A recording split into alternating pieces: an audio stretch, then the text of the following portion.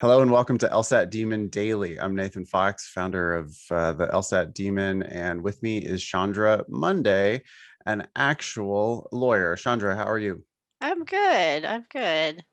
Those are beautiful flowers behind you. What kind of Thank you. flowers are those? Those are hydrangeas. I bought them for myself this Mother's Day weekend. I did get a gift for my family that I loved, but I was in the store shopping and they had a lovely display, and I love hydrangeas. So I just said, I'm getting this for myself. That is very smart of you. Just in case they totally botch it, you can. Exactly. Okay, so Chandra today is a product manager. She's in the insurance industry, and she has a background in electrical engineering, then went to Columbia Law School. Is that right? That's right. Okay, then practiced in big law, hmm and then eventually transitioned into um, in-house Corporate in-house. counsel, Yep. Yep. and then now has moved over to the product side.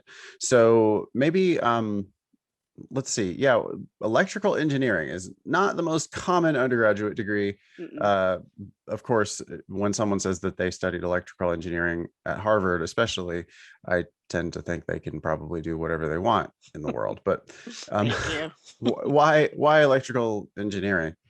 So I would say it was probably my risk aversion in terms of future careers. So my parents, wonderful, wonderful folks, and they are also college educated, and they had liberal arts degrees, and we always had money issues. And so math Got it. science was the path that I decided would give me more and better career options. And when I was in school, in grade school, and in high school, I had a lot of wonderful math teachers, and I got a lot of great encouragement from them. So in high school, I had an internship at our NASA facility for it was a high school internship for high schoolers, and I worked under an electrical engineer. And so I really liked her. The experiment we were doing was pretty cool. And so I decided that was going to be my major in college. Fast forward to college, and it was a good experience, but I wasn't really enjoying it on a day-to-day level. I think my personality type and the personality type of a lot of engineers, um, the kind of average engineer, I would say, is more introverted, and I felt like we had a lot of work that was kind of lab-based, isolated, and it was a very kind of solitary experience for me. Okay, So I just kind of got, to the point where I finished the degree, but I didn't want to work in the field. gotcha. All right.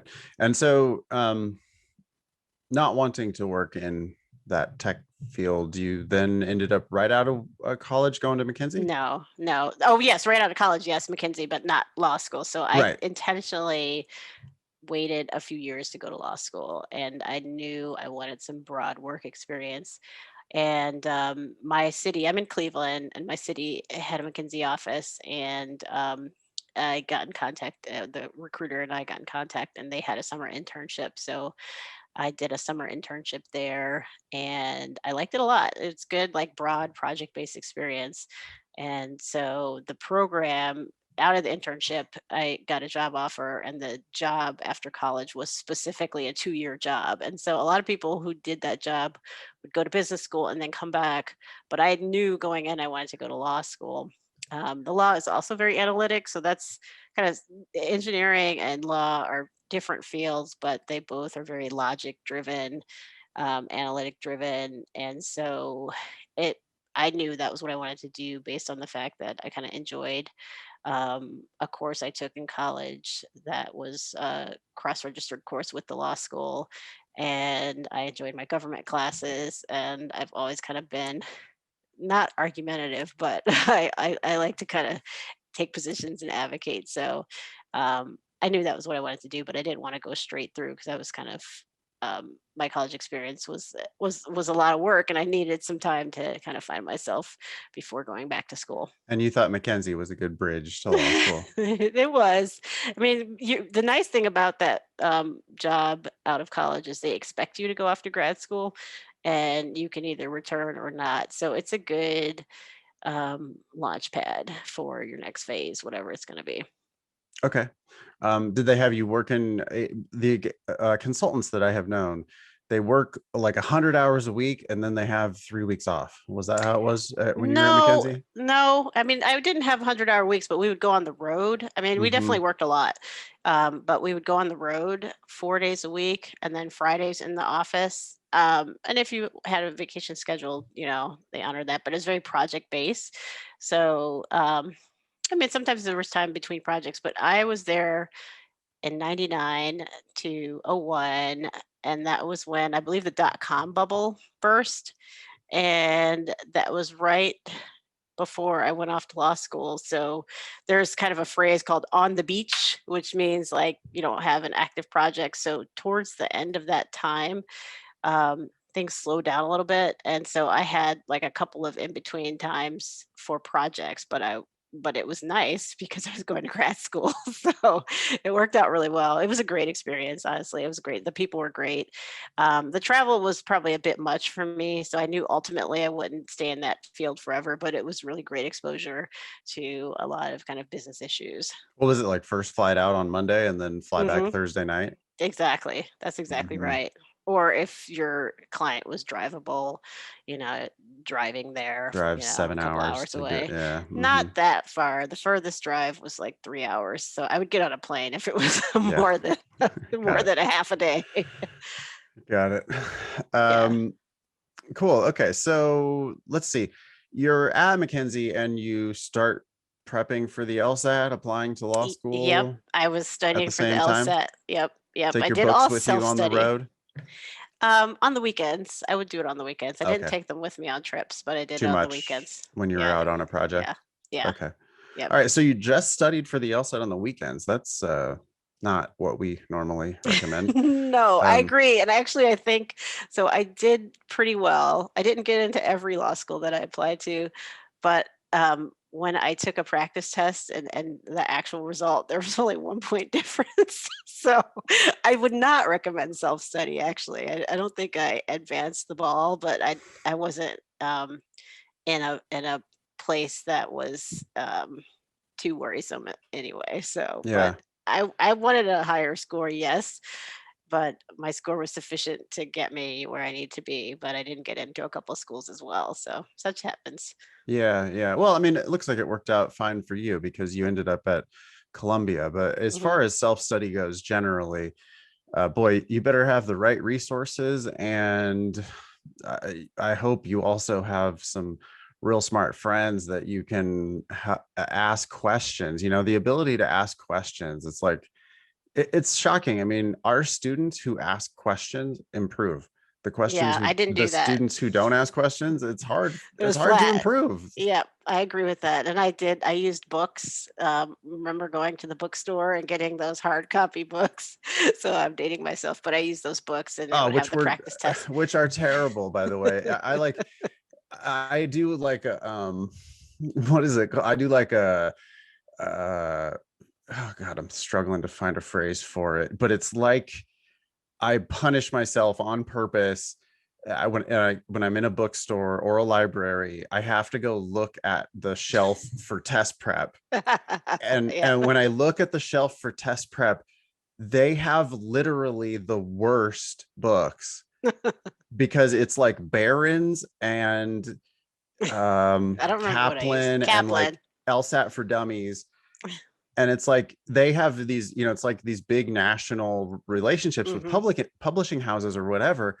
And I'm like, okay, I wrote a bunch of LSAT books that I think are much better than these, but I self-published them and I don't have any relationship to get inside Barnes and Noble or whatever. And And that's where I um, went, probably Barnes& Noble. yeah, Yep. yeah. And I just I think about, you know, sometimes I'll even see like a kid there browsing the shelves and I'm like, oh no, you're about to Mhm. make such a big mistake because these books just overcomplicate and make it Yeah, oh I agree. It was dense, and I remember, like, some of it not feeling like it was intuitive to learn, um, but, that's the time I was in at that time, so and I didn't have time to take a I felt like I didn't have time to take a class because I was yeah. working, so that was part of it too.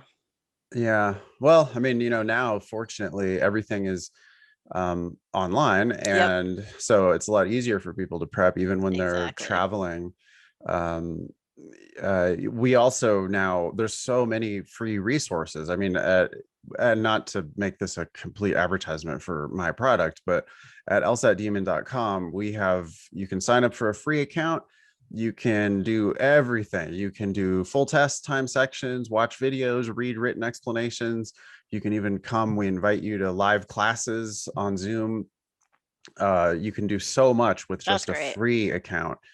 uh, and yeah, we really want to help people like you, who are just there, just randomly picking some book off I of a did shelf. that. Oh, this must be good. And it turns out that it just Exactly. It was sucks. one point, one single point. That's Yeah. it. God, and you've spent so much time on I it. And did. yeah, I that's a did. shame. Okay, well, anyway, how many schools did you apply to? Oh, let's see. Probably about a half dozen or so Okay, law schools. that's not enough. And for our taste, we really recommend that people apply to like 15 law schools. uh you and you only took the LSAT once.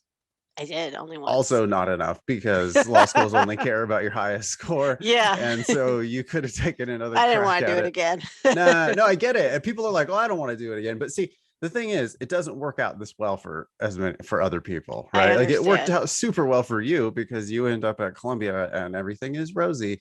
Um, although, wait a second. Or Did hydrangea E. Sorry, that was corny. wow, I can see why you're buddies with Brittany. Did you did you sorry, Brittany, that was a cheap shot. You did you pay for law school?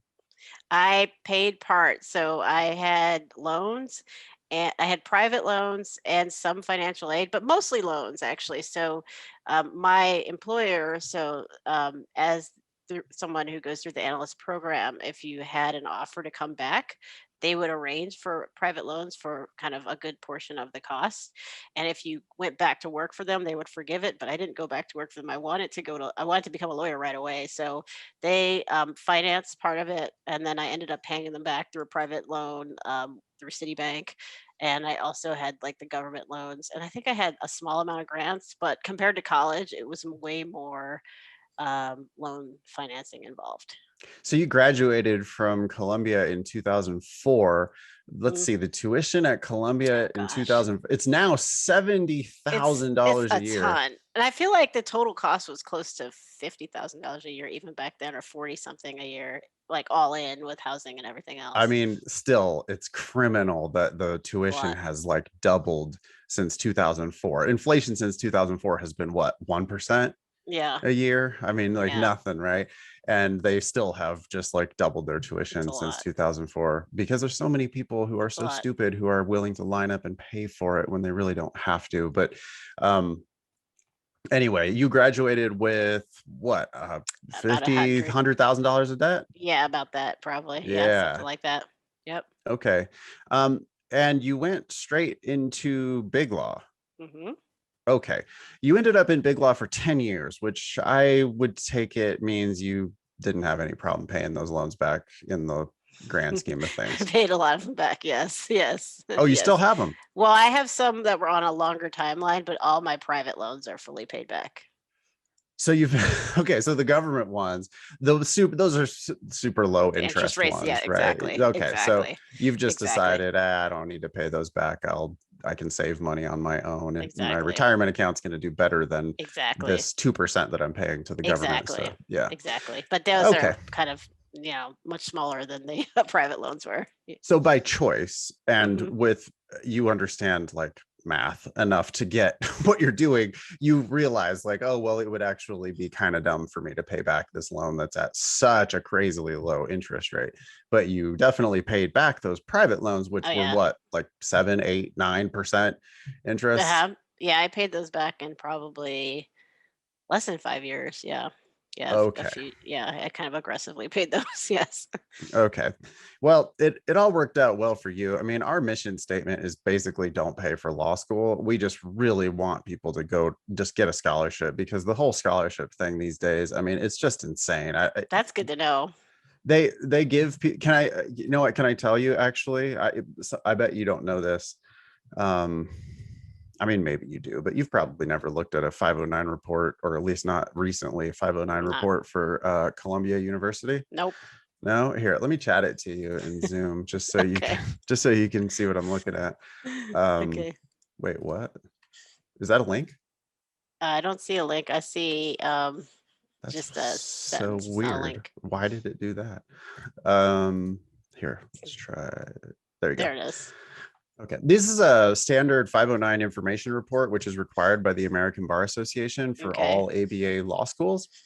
They have to produce this every single year, and they hide way down in the bottom right corner And the of the first page or the second second page. page? Okay. Second page, they put the most important bit, which is grants and scholarships for Hmm. their class, for their entire school, for the final, for the last year. And what we see is that there are 1,200 students right now at Columbia Law School, all full-time, no part-time program there. Yep. Of those 1,200, 755 are receiving grants. So 61% are getting some discount. Hmm. And if you keep scrolling down, you'll see that 16% of the class is getting half to full tuition. That's great. Okay. 4% of the class is getting full tuition. Okay. And there are a couple lucky souls there who are actually getting more than full tuition. Um, this is not as egregious. So you're like, great, but this is actually the problem, or part of the problem. The reason why Columbia charges nominally, which, where is this information, is oh, just to the left there, you see that they are now charging $36,000 a semester, Mm. Yeah. plus another $2,500 in fees. So Yeah. we're talking, boy, it's more than I thought. We're knocking on the 70 door plus of grand a year. 80 grand 74. a Yep. year. 80 grand a year to go to Columbia. But part of the problem is you've got a significant chunk of the class that's getting some to all of it paid for by the other students in the class. Hmm. That's the point, right? And if you go, so Columbia is, so prestigious that they don't really need to do as much merit-based Hmm. scholarships That's accurate. as other schools do. But boy, when you drop down outside of the top 6 law schools, you start seeing just wild amounts of tuition scholarships that are, I think, part of the problem. Like, the reason why they've been able to so wildly inflate their rack rate tuition is because there'll be schools where it's like 85% of the class is getting some sort of a discount. Interesting. Aren't colleges also kind of way up compared to kind of back in the early 2000s as well? Isn't that kind of across all schools? Education period, yeah, Hmm. it's like education and healthcare are, Hmm. they've just totally disconnected from actual inflation. Like, the actual Hmm. cost of money is nothing for these industries that just have, well, hey, and you know what, the other big part of the problem, of course, is you've got this third payer involved, that, right, I mean, the reason why healthcare is so expensive is because of this weird relationship between the medical industry and insurance and people, right? Where the people aren't making the actual payments. It's the insurance company that's making the actual payments. And so then it's like you don't get a consumer who can actually go shop. It's triangulated. It's triangulated. Thank you. And in law schools, it's just the government willing, Department of Education willing to guarantee these loans. And so, because it's not, yeah, it is kind of triangulated. I mean, the people blundering into law school don't even realize, they're not, like, they're signing a piece of paper, but they're not actually paying. They're just borrowing. Yeah, true. I borrowed too. Right. And so Yes. then they don't care, because they're like, oh, well, I mean, I'm going to be wearing a fancy suit and practicing law when I come out of this. And so, like, paying back the money is going to be absolutely no problem. And for people who end up in big law, Doctors too. yeah, Yes.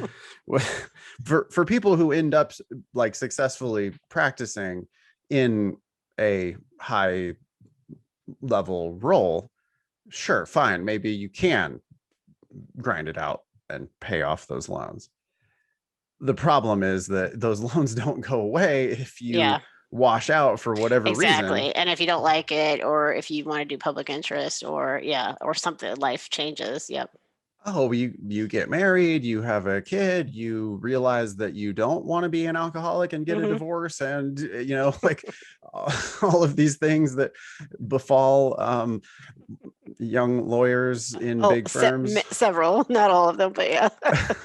Yeah, well, I mean, it's just an extremely common pitfall, right? And Yeah, it is. so anyway, we rant about this all the time on the show, but I wanted to show you that 509 report. That is publicly It's a good available report. Yeah. information for anybody who for any ABA law school, you can get that same Yeah, information. that's But good to know. okay, anyway, um, what was it like at Columbia? I loved it. I really loved it. It was wonderful. So I think for me, the time I spent working and kind of the experience I had undergrad really helped me keep things in perspective as a law student. I loved my classmates. I had a great class. And also, I was there from '01 to '04. And our class was pretty, like, we got along pretty well. We had great relationships. But I think something that made our class even more different was we were all there when September 11th Yeah, happened. I was And that just was gonna the say. third week of law school. So I think, we kind of went through a lot together. And I liked my professors. I thought that they brought um, really just good ways of teaching to the table. There were only a couple classes that I didn't like, but it was more because a couple of classes where I had some folks who were pretty have been doing it for decades and decades and decades, and I think we're a little less kind of connected to the young student experience and just life. Like one of my classes, the professor had actually written the textbook, and so he just knew everything, and it was like being talked at rather than talked to. But other than that, like, it was a really great experience. I had some great clinics. I did a clinic where we got to kind of go to our professor's court and kind of spend a day with them, kind of watching the things that came in front of the bench. My criminal law professor was a federal judge. And he let us come to his court and kind of sit in the back and watch if we wished to. So I did that once. And so I think they did a nice job of kind of trying their best to show what it was actually like. That said, um, litigation is the path that's kind of most like law school. The rest of law is not. Like what I do as a corporate in-house lawyer, what I've done as a corporate in-house lawyer, there's really no real tie to it in law school. There's a little bit, but it doesn't, like, law school is good in terms of teaching you how to break down problems and think about them and analyze them, but it doesn't really teach you for the working real world. It's not that connected to the working real world. But I made great friends. I learned a lot. I had wonderful professors, and I loved being in New York City. And I have a sister who lives in New York City who's there now, and we were living together for a lot of the time. So it was good because I had, kind of a friend network. I had family, and I was an actual adult, so I got to kind of enjoy New York and going out in New York. Uh, so your first job out of law school, was that in New York, or did you end up No, I, moving? I came back to Cleveland. So Okay, I did spend one summer at a law firm in New York, but I got a summer job during one of my other summers at a firm in Cleveland. I knew I wanted to come back home. Um, First of all, kind of the cost of living is a whole different animal, right. and my New York summer experience was good, but I felt like as a person, um, you're you have a better experience kind of being who you are in a smaller market than a market like New York Big Law. And I think um, New York Big Law is even more pressure driven. And it just wasn't what I wanted for me. So I did come back and work here at the law firm where I met Brittany, and I wanted to do that. Like I knew, I was very, very certain. For all the listeners, Brittany, by the way, is Brittany Mullen, who helps us out with operations at So LSAT wonderful. Demon. Yeah, she's great. Mm. Cool. Okay, so you were there at that firm for wow, 10 years. Did you think you Close were to it. a lifer? No. I did like I got a lot of great experiences there. I also met my husband there, so that Oh, was great. uh-huh. He's a lawyer too, but he was working there before he headed off to law school. So he worked there kind of a few years after I got there. He had taken some time off and done some other things as well before he went to law school, and he actually got good scholarships. So he Good. graduated from law school here in town, and they gave him a great scholarship opportunities. And but we met there, so I attribute my marriage to working there. And I had two kids while I was still there. Became a mom. So I had some maternity leaves there as well. So part of that time, I had two like generous maternity leaves as well. So I view my time there as a time of phases. The 2008 recession happened Mm, while I was working there as well.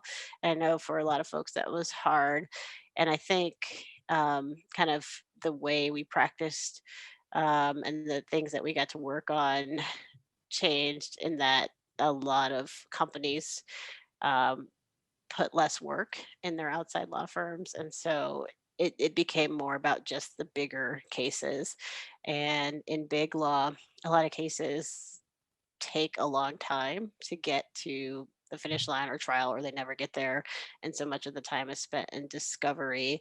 And as time passed, I think more of the practice became more about discovery than kind of um, a lot of the time, so much time was spent in that, and I was getting bored with it. And also the billable hour is, it's a metric that I think can be tough, and particularly as a parent, it gets harder to kind of be judged by billable hours. So, in-house, you're more rewarded for your efficiency. Like yeah, in-house right. or law firms, your kind of outcomes matter, but the secondary metric is kind of in-house is more about efficiency, and at firm it's more about billable hours. So I How don't want how a old different were your experience. kids when Young you at like the end of your law at the firm. end of your law firm life, your kids were So my daughter was born in 2012. So when I left, my daughter was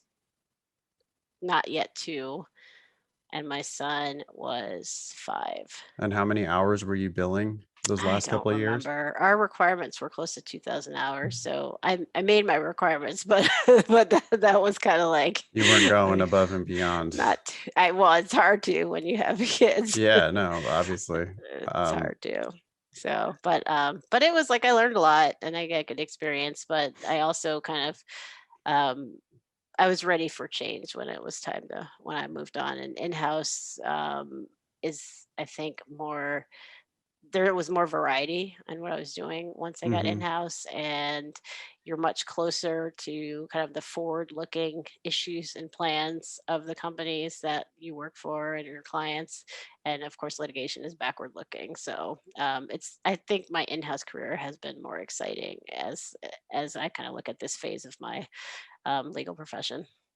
Well, I mean, if the law firm is trying, they're like requiring of you and rewarding you for billable hours. Hmm. In house, they want to avoid legal expenditures, I'm assuming, as much as possible. So They want to keep things running smoothly. Yes. there's a difference in priority, I'm sure, the second you move over Yeah. to in-house. I mean, how many hours a week did you have to work to bill your 1800 Oh hours gosh. or whatever it was? Yeah, it was more like 19, but 19 something. But gosh, Why not just make it around 2000? I mean, it's like 1950. I don't know. Oh gosh, I don't know. It could vary because I mean, and then also I was involved in different bar association activities. I did a okay. leadership program, so but I would bring work home and work at night if I needed to. So it varied. And then the times where I did go to trial, I think my biggest billing month was well over three. It was probably like 350, but that's an exception. 350 hours for that month because we were in trial. But that's Right. an exception. Like you're not in trial that much, especially with the bigger cases because there's so much risk involved. A lot of people don't want to go to trial, so they'll end up settling. Gotcha. But Okay. that, yeah, so the outlier was 350. More typical is kind of close to 200, but under 200. Did you go to work for a client? No, actually, no. A company. So I went to work for my first in-house job was manufacturing company GE Lighting, based here in Cleveland, and no, they just had an opening, and I did some research on the types of folks that worked there, and the people who hired me were corporate kind of in-house transactional lawyers, but they had been litigators. So my prior company hired me with kind of that, like, we are kind of more interested in the candidates, kind of what they bring to the table overall, and you'll kind of learn. And so it was a good first in-house job because I got trained by people who made that transition from law firm to in-house and changed their practices. What's the big difference? Or, I mean, was it tough to trans? It sounds like you had lots of guidance, but would it have been tough without that guidance? Probably somewhat. Yeah. I mean, if they just left me and said, "Here, go do this," and like, Hmm. yes, but but it's doable. It's definitely doable. Like if I had to figure it out all by myself, I would have to kind of find resources. But reviewing contracts it's time consuming, but you just have to kind of break everything down into smaller portions. Like, don't think of it as a whole contract. Think of it as a collection of clauses. And that's kind of what my manager, taught me, and that is the best way to do it. And it's very like logical, and you have to think of, okay, why does this say this? Who wins? Who loses? Or who kind of gets the better outcome if it says this? Versus making a change. Do you want the outcome to be more even, or does the outcome of this clause need to favor us instead of them? So that kind of stuff. And when you say favor us, you're looking forward to the litigation that might ensue. Well, just if a problem arises, so lawyers always think in the parade of horribles, like what could go wrong. So, Parade of for instance, horribles. I in a like that. technology contract, what could go wrong is their service shuts down, or um, the way they deliver the service is terrible, or what Uh-huh. outs do you have? So thinking about what outs you have or what guarantees you have. Yeah, like I do always think of what can go wrong. I do. Well, I mean, that my impression of contracts, period. I never practiced law. I went to law school. I don't know anything about it, but my impression of it is this document isn't going to do very much until the only real the force of the document comes from litigation. I mean, Or like, problems happening. Yes. Or well, a problems problem happening. happening that might lead to litigation, right? Yeah, It's like sure.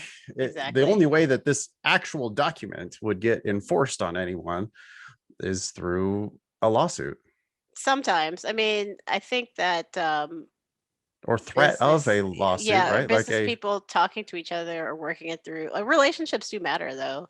sure. Like relationships matter, and kind of, people with decision making authority talking to each other matters. So, sometimes things have to kind of get to the right people to work through potential friction.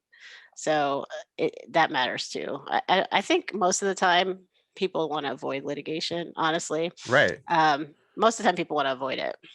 Of course. And I'm not saying that that like you're going to actually litigate the Hmm. contract, but the all those clauses and everything that you're talking about, I mean, those clauses are related to Yeah, litigation. It's yeah, it's like, kind of well, like, this is what we'll prove based on what this here's what would says. happen if this Yeah, actually if the shit hit the fan. And we're hoping that it exactly. won't, but if it Exactly. did, this is what would These are happen. our And so rights. it's Exactly. all yeah, okay. All right.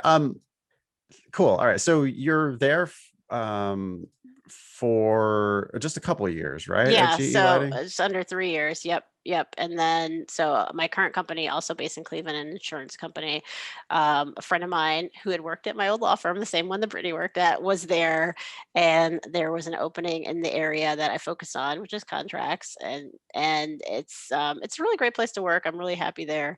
And she said, "Hey, come on, make the jump over here." So I applied and I got in. So I got to get reunited with one of my very close friends from my old law firm. So again, relationships matter.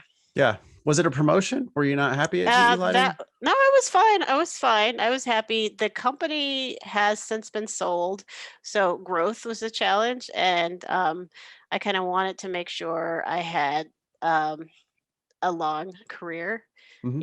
at my company. And GE writ large, a lot of people kind of move around Hmm. to advance their careers. But it was a lateral move. My job was a lateral move, but I'm glad I made it because um, I think that just the situation is different. The company's in a better position that I'm at now. Is much stronger, and it has a headquarters here, and it just makes sense for me and my family and kind of my goals for stability. Okay. Speaking of your family, you in late 2020, you actually moved out of the legal department. Yep, I sure did. During the pandemic, I changed jobs and I became a product manager on the business side. Yes, I did. Changing jobs in the pandemic is a scary prospect, I think, but um, I wanted to kind of do something new, learn a lot more, learn about kind of how insurance products are kind of brought into the market, and it's a more cross-functional role, like that you have to kind of be plugged into all different parts Mhm. of the business, and you have so much more of a view of things, and I would say more kind of decision making authority within your region. So as the legal side, we're more the advisors, and the business folks, like, they value the advice, but kind of it's ultimately their call on a lot of stuff. Some things not, but a lot of stuff. And so wanting to wear that hat, not having worn that hat, and kind of, you know, have the ability to influence strategy was part of the motivation, and to just do different things. I get bored easily. so I see. yeah. So I would say my job now is one where I'm like right at the beginning of the learning curve. Yeah. You're planning to be a product manager for the rest of your career, or? For a while. I don't Mhm. know how long, but for a while. Like I definitely see myself doing this for some years. How many years? Not sure yet, but Okay. it really kind of depends on where it takes me in terms of like interest and passion, and day to day. And you're going to keep your license active? Yeah, I'm active. All my CLEs are current right now. So yep, I am. Um, I may go back to the law. I mean, when I retire one day, I might want to kind of do something with mediation. So yeah, and I will always, you know, want to have it active because I will always kind of want that as an option. I think a law degree is a good, if you're going to law school and you know the reason you want to go to law school, it's actually a pretty good generalist foundation because you can do so many things. I mean, the finances of it may sometimes make your choices a little tougher depending on how, but like you say, if you can get scholarships and kind of do it a little differently, then you don't have those considerations. So it's a Yeah. good launch pad to a lot of different opportunities. That's interesting. That's the irony, I suppose. I mean, we shit on the idea of you can do anything with a law degree Hmm. when it's used as a sales pitch. I mean, we see the schools all the time. They're selling an extremely expensive product that Hmm. has not very good outcomes for For many like people. half of the people who go to law school. Um, and so we're really worried about that like, hey, y'all are selling this dream and you're just so happy for people who don't know any lawyers, have no idea what legal practice is like, have no idea what they're getting themselves into, and they're going to have $250,000 of debt when they walk out, and you're selling this idea you can do anything with a law degree. Mhm. Which, but the irony is, if you actually do go practice law, if you have some idea like you did, you had a plan and you ended up like going straight into big law and being an actual lawyer practicing law, after that you are very well equipped to do anything with a law degree, Mhm. like once you've practiced and hopefully Yeah. gotten rid of that debt, Yep. That's accurate. Or if you can, don't have a lot of that debt in the first place. So, somehow avoid the debt in the first yeah. place, which is Yeah. take one of those scholarships that are available instead of, you know, um, going to a slightly more prestigious school and incurring a crazy mountain of debt that then like really sort of, it's an anchor on you, Yeah. right? It like I agree. closes lots of doors, It does for a lot of people. I if you agree. owe that much money. Yeah. Hmm. Same for college too these days. Like, I think that a lot of college kids are facing that same dilemma. Oh man, I mean, like, I spend my days advising, 21 to 29-year olds mostly. Sometimes younger, sometimes older, but mostly they're 20 somethings who already have a bachelor's, frequently with a mountain of debt. And it's that ship has already sailed, and I'm Hmm. advising them about what to do with law school, which is, frequently don't go, or Don't add to that don't pay, mountain. if you do go. But boy, if I was giving advice to a 18-year-old who's thinking about where to go to college, man, these days, yeah, again, it's I have a niece who's about to start high school, and when I think about her going off to college, um oh God, it would scare me if she was signing her A life lot of those away. loan papers. Yeah. Yeah. Well, especially because I know how I was when I was 18, going off to my freshman year of school, and I know how little I got out of it relative to how much, of course I went to college in the 90s, so it wasn't nearly as expensive as it is So did today. I. But Yeah. for people who are going to law school or going to college these days, Yeah. if It's you're like gonna, 50,000 a year, 50, 60. oh, Hmm. and you're such an idiot when you're 18 and you're just like, I don't know. I was such a space cadet in college, and I just didn't get nearly as much. I was not getting value for my money, even though then it was, $14,000 a year, Yeah. including room and board probably. And it was just not that much. And, or not, still not nothing, but it's not that much Yeah. compared to college today. I don't know. I just think I'd be telling young people to potentially put off undergrad or go to a community college for a couple of years and figure out what you Finance want to it. do, and get some sort of, I mean, get a job for a while, travel, like whatever, do young person stuff, and Yeah. then go back to, like, if boy, I guess if you have a certain career path, maybe go for it. But boy, like as Yeah. far as like go find yourself in college for $50,000 a year. Yeah. No.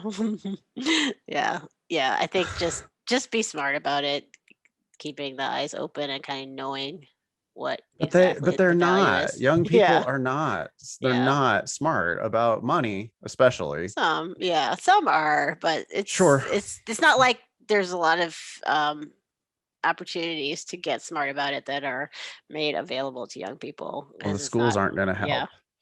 Yeah. The schools are going to be like, oh, well, we have generous financial aid packages available. And it's like, financial aid. What if Visa was here telling you about their financial aid package I that they have remember when I was available? in college, these credit card companies would like come Oh, to this area and just like line up and have their credit card applications like out for people to stand in line and apply for the credit cards. predatory. We give you a free frisbee, you know, and Yeah. free frisbee. All you got to do is sign up for this 30% per year credit card so that we I can definitely get you remember that.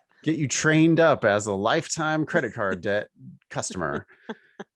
Uh, that, yeah, I remember that too. Just right there on campus, right outside the bookstore, just like Yep. tent after tent after tent. Yep. Of course, they pay undergrads. It's like, ooh, that girl's kind of cute. She's there giving the frisbees away and signing you up for a credit card. It's like a Yeah. credit card honey trap. Oh boy. And hey, those credit cards at least had, a $700 limit on them. Yeah, Um, I think my first one had like $1,000. That was yeah. it. Yeah. And the schools themselves, though, have a no limit. I Yeah. mean, just Yeah. Yeah. I was lucky enough to have a lot of scholarships in college. So my for college, undergrad. mhm, Yeah. yeah, I think I That's only had everything was scholarship except for $4,000 a year. So it was, wow. yeah, it was pretty good.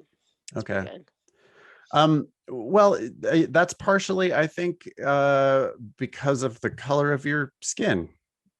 I disagree there, Really? but I had really high scores. Well, no, no, Yes. no. I partially. I disagree there. I'm going to disagree Oh, there. wow. Okay. I think I earned those and need based. So I'm not saying you, oh, well, okay. Need based is my a financial whole, situation was one where I had a full scholarship to high school, and I also got pretty good scholarships to college as well. got it. Okay. Um, don't get me wrong, and please don't take offense, but people of color are rare in law school and rare in legal practice relative to population overall. And it does make a big difference in the merit-based scholarships you get, at least for law school. I don't know because I paid loans for law school.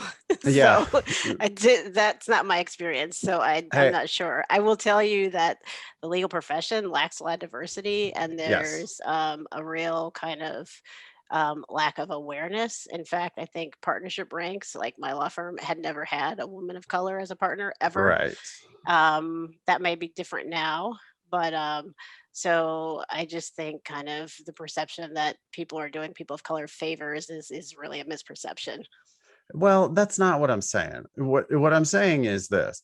Law schools, and I can only speak to law schools. I'm retract everything about as it applies to undergrad. I don't know. I don't know anything, but I do know about law schools a lot. And since I've been in this business, which is, well, it's only since 2007, so 14 years of this business, I know that people of color are underrepresented in law schools, and the schools are genuinely and, of course, justifiably interested in making their ranks more diverse. And they compete intensely for the most qualified Black and Latinx applicants.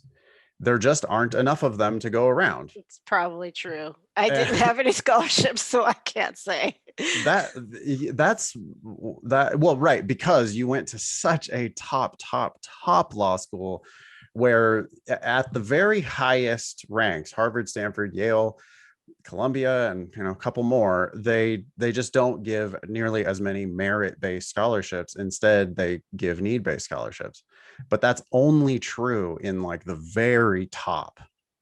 And so you actually went to one of the rare schools that Yeah, doesn't and I got give. rejected from Harvard and Yale, so Okay, you still found one of the schools that was going to charge you.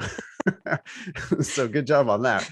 um no, I mean, I will tell you for sure, like the UCLAs of the world, they are very interested in having qualified Black and Latinx candidates at their school, and there are not enough of those to go around. And so they end up having to pay extra tuition scholarships, and they are merit they it's under the banner of merit based aid, because at a school like UCLA they just don't give hardly any need based aid at all. They're happy to have you fill out your FAFSA and welcome you into the world of student loans, but they just don't give away a lot of need based money, unlike what they do at the very, very top. Um, okay, so anyway, you are right, and I take it so back. what's the agenda? Like what's the point you're making? No agenda whatsoever. I mean, I guess what I really wanted to do was find the most awkward possible way to transition into asking you what it's like to be a woman of color, in law school and in the legal practice. So in a city like New York, um, and going to law school there, like it was very, very it was a great experience. We had folks from all over. We had folks also from other countries in our class. Uh-huh. So in a city like New York, Yeah. it's so diverse that Right. like you don't feel like you're kind of one of a few. And I have a lot of friends that, were outside of law school. My sister was there.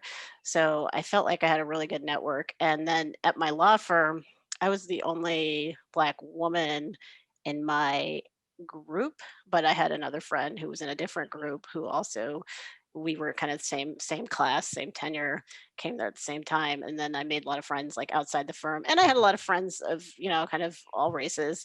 So for me, I had great relationships, but I would say there weren't a lot of examples of kind of getting to that higher level or that partner level. So that was where I think um, the experience is a little bit more of an outlier because you don't see as many people like you at those levels. But I did have a friend who I had a couple partner friends at other law firms. So I had those role models, but I had to look further than I would say people others had to look because like those kind of examples and role models were a little closer to them, so you just have to kind of like expand out to the next sphere to look for those examples and models and to stay connected to where those examples are.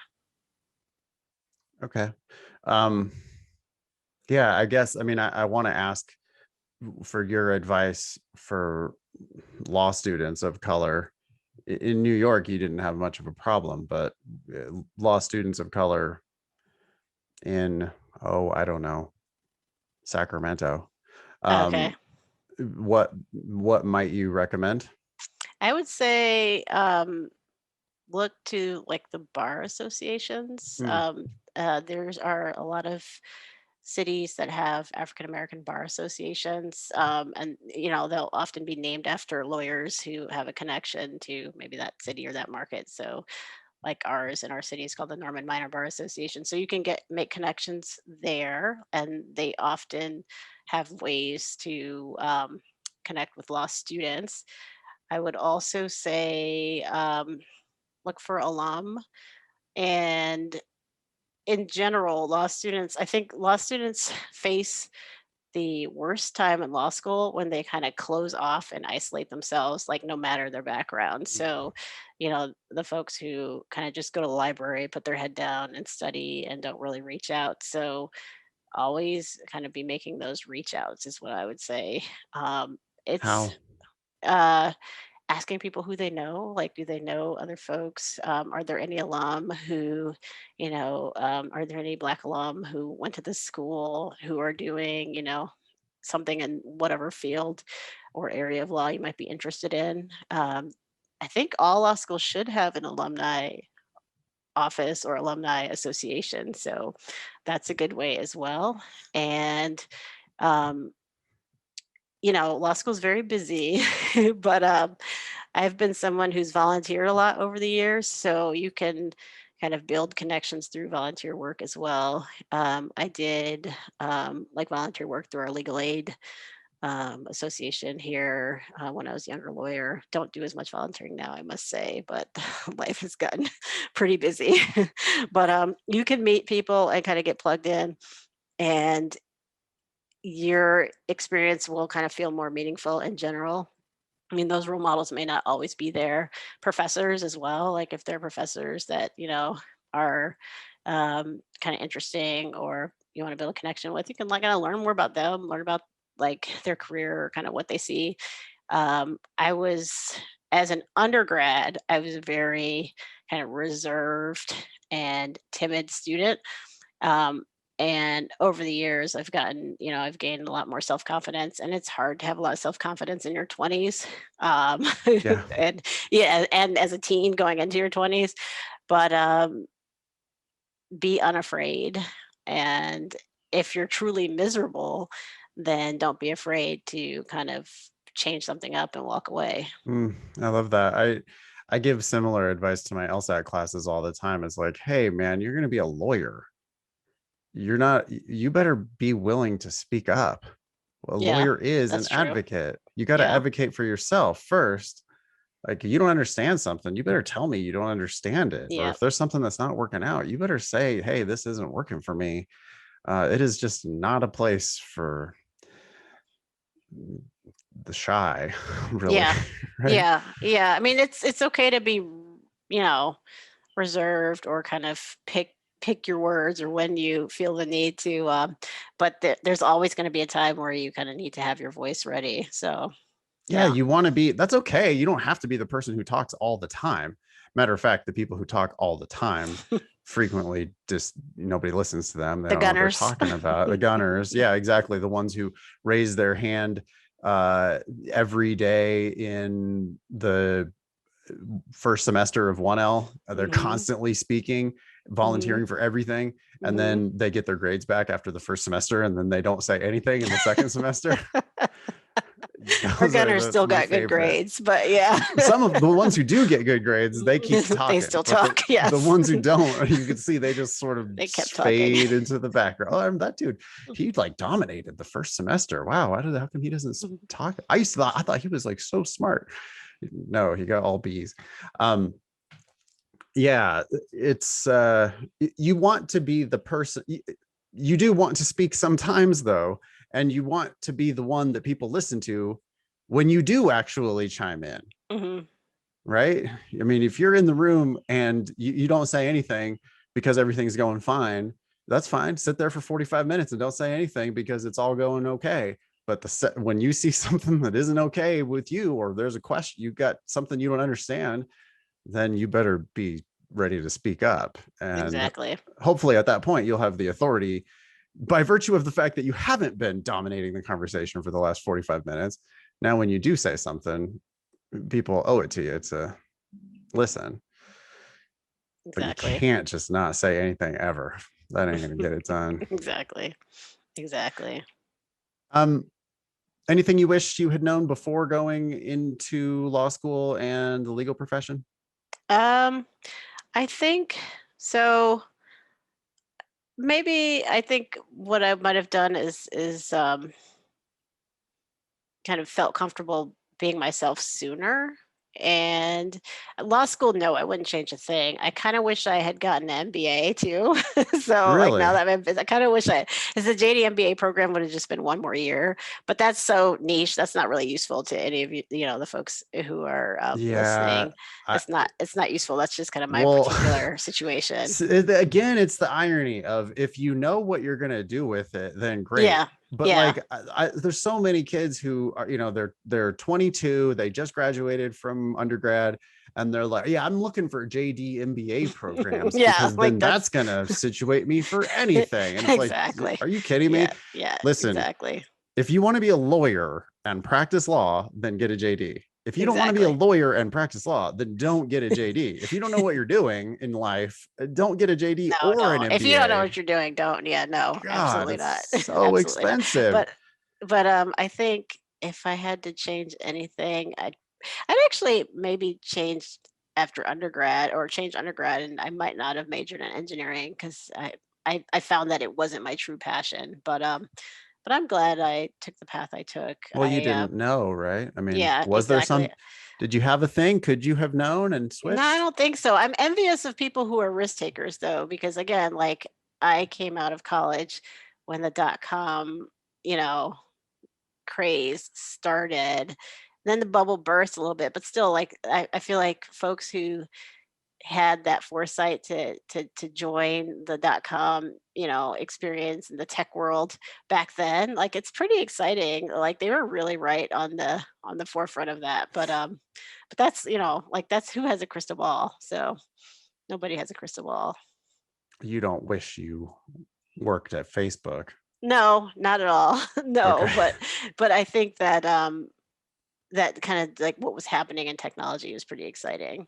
Yeah. Um so and just like the experience of what folks with engineering degrees did out of my college. So that's kind of the alternate parallel universe that I sometimes imagine. But and I think Yeah. lawyers in general are more risk averse, and that is my personality. Yeah. True. Yeah, that makes sense. Okay, well, we're about to wrap it up.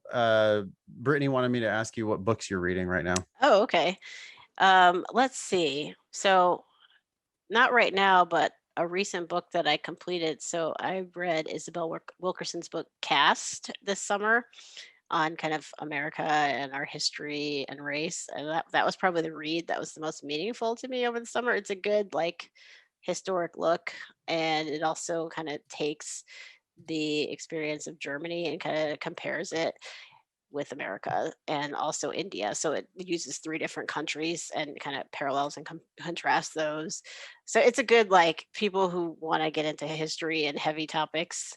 And I've read that probably around the time George Floyd happened. So it Mm, was a lot of like racial reckoning happening in the US. And then for light reads, let's see. A friend of mine actually, she wrote a book. A friend of mine who went to Columbia Law School with me, and who practiced as a lawyer, but she's now an author. And she wrote a like young adult romance book. So I read her book, and it was really enjoyable. I really enjoyed it. It's called Love Boat Taipei, but as an example of kind of what things that lawyers do. She did a book tour. I think it was virtual because of the pandemic, but so that was a recent non a recent fiction read. I read a lot of nonfiction. Like I'm listening right now to Obama's autobiography on Audible. It's probably too dense for me to read it as a book, but in the first third of that right now. But it's been taking me a while because I go to it when I have a moment. So when you're not using Audible, are you a physical books or a Kindle girl? Kindle now, but I Yeah. used to be physical books. I used to be physical books. Why the Kindle? Which one do you have? I have the paperweight. The Hmm. paperweight was a paperweight or paperweight, but that one I actually used to put the Kindle app on my iPad, but it's too much glare. Right. Yeah.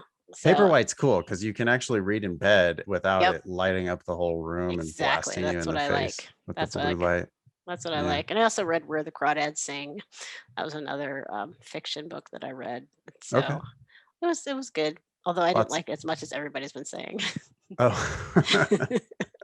tick the box, but Yeah. didn't really love it that much. Okay. Yeah, exactly. Cool. Anything else you want to share with our listeners? I would say don't get discouraged, but face reality. So face reality, but don't get discouraged. So What's that mean? understand. So don't have a romanticized notion of where law school is going to kind of lead you. Like, make sure you know why you're going into it. Like, if you have no idea at all why, then don't do it. But if you have kind of a picture of options and kind of where your options might realistically lead and kind of recognize the cost benefit of it, then that's the right mindset. And Yeah. I enjoyed law school. Like I actually enjoyed it. I enjoyed my classes. I enjoyed my professors. And I found it fun. If it's a chore and you hate it, like absolutely hate it, yes, the practice isn't like it. But if you just absolutely hate it and it's the worst thing ever and you're completely miserable, then perhaps rethink it. I say the same thing about the LSAT. I mean, for sure, if you find yourself in law school as a 1L and you absolutely hate it, you should probably just drop out right there because it's like it's not going to get more fun in your 2L or 3L year. It's like you're 3L year was more fun, but my 3L year, I took this one class called what was it called? Prosecuting violent gangs. And our professor was someone who was like a federal prosecutor, and he did all these like RICO cases in Mhm. New York. So he had a lot of stories. And when you make it through first year and second year, you can take, what would be considered law electives. Those are fun. Those are fun. That's when you get the real fun stuff. Okay, but you also didn't hate the No, background no, stuff. not I at all. mean, I liked you know, it. I just don't think, like, as someone who I did personally hate the background stuff. Like I kind of barely did okay my first semester, and I was like, oh man, this is pretty dry. I wasn't digging it, and I thought that like my 2L electives were going to be different, but it was like much That's fair. more That's of fair. the same, That's you very know. fair. And it got kind of worse and worse, and I just, it's okay to drop out in your 1L year if you're really hating it, and if your grades are terrible, which they will be if you're really hating it, then I don't think you need to throw good money after bad. That's fair. And I'm not referring to just money either. I'm referring to your life, like Time time, and energy. Yep. matters a Brain lot. space. And with the LSAT, well, I don't know, you can tell me, Chaundra, but your self-study for the LSAT. Nathan, come on, man. That didn't work. I mean, it worked in that I was fine. Like my score was fine, but it didn't elevate. No, but my question is, did you hate the law school admission test? No, I See, didn't. I I knew didn't that you hate were going it. to say that. I I knew didn't you were going to hate say that because, it. well, because my point is that you you read the questions and you figured lots of them out, and you did pretty well on the test kind of naturally. And then your prep didn't work out because you did kind Mhm. of like the wrong sort of prep. But when you were doing the law school admission test itself, when you were doing reading comprehension, or you're doing logical reasoning, or even on the games, Mhm. you're able to read it, understand it mostly, get most of them right, feel fairly good about it. And I don't want to put words in your mouth, but it was an interesting Yeah, some of it. Yeah. challenge. Hmm. Not the Like a worst thing you ever did. brain cracker, brain teaser. Yeah. A Yeah. puzzle, a fun Yeah. puzzle And I to love do. puzzles. A Hmm. crossword, Hmm. Sudoku. I You like like that that. type of I thing? love that. Yes, Yes, of I do. course. I like Sudoku and puzzles, like actual Yes. puzzles. Yeah. I mean, Yeah. that's, I guess my point is just that, like, if you hate the law school admission test, like it's so miserable to you, and because we just hear this from students, and it's like, man, really, you can stop. You don't Yeah. have to keep going. It's not mandatory that you do this. Not at all. There's lots of other things you could do out there in the world besides go to law school and practice law. And if you're not digging it now, Yeah, that's true. That is true because it gets harder. It gets harder. The days get longer. The billable hours get more intense. yeah, Yes, people it's who true. people well, because I mean, our students, Chandra, like they many of our the most naive ones, they're just they view the LSAT as a thing that they have to. "Oh, I just got to get past this one thing. Once I get past this, then it's And then I can all breathe. going to be easy." Mm-mm. It's nothing compared to the bar exam. The bar exam is a whole different animal. You took the New York bar, right? No, I didn't. I didn't Oh, want a bar sorry, exam. I Ohio took the bar. Ohio bar. Yeah, it was a 2.5 day bar exam. Is it still? Hmm. Yep. Um, As far as I how know, I think so. Yeah. how did you study for it, Class, Barbary class every day Barbie? in person, sitting Six in a days a big week, lecture hall, 5 5 days a week, days a week. Yep. hmm 5 days a week, for at that least. whole summer. Yep. The whole summer. Yep. It was good though. It was a good experience. I was like, I only want to take this once. So I was definitely taking the So you class that just time busted around. your I've no ass. That no self-study there. Yeah, I knew. Yeah. hmm I knew. Were you on pins and needles waiting for your results, or did you feel pretty good about it? I was kind of, I don't know. I was at peace, I think, because I knew I had done kind of everything that I could do. So I was like, well, the result's going to be the result of everything that I could possibly have done, you know? So Excellent. Okay. I'll let you have the last word. Anything else for our listeners? I would just say that it's a journey. It's not a quick sprint. The law is a long journey, and you have to also have a life and be who you are as a person. So if you feel like the career, the profession, the education is kind of removing your ability to kind of fulfill yourself as a person, or experience the things that you need for yourself and that meet your goals, then think about other options. But the law is also can be a very rewarding experience as well. You're going to be intellectually challenged. You're going to meet lots of people who are just, you're kind of in awe of kind of what they bring to bear, because there's all kinds of people in the law. So it runs the gamut. You'll see people who you're less in awe, but you'll see to kind of look up to as well.